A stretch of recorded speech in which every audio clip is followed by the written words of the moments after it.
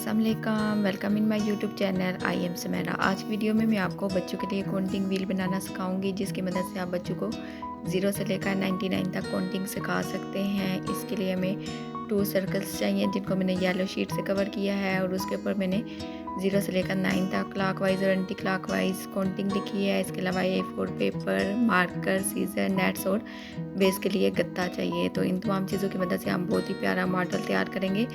तो सबसे पहले आपने बेस के ऊपर सर्कल्स को एडजस्ट करना है, फिर उसके ऊपर आपने A4 शीट को रख के इस तरह से मेजर करके इसकी कटिंग करनी है।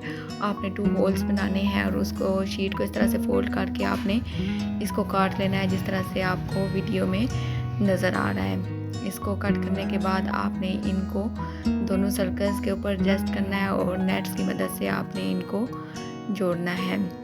तो दोनों साइड पे आपने नेट्स का यूज़ करना है ताकि ये A4 शीट्स जो है इनके ऊपर एडजस्ट हो जाए।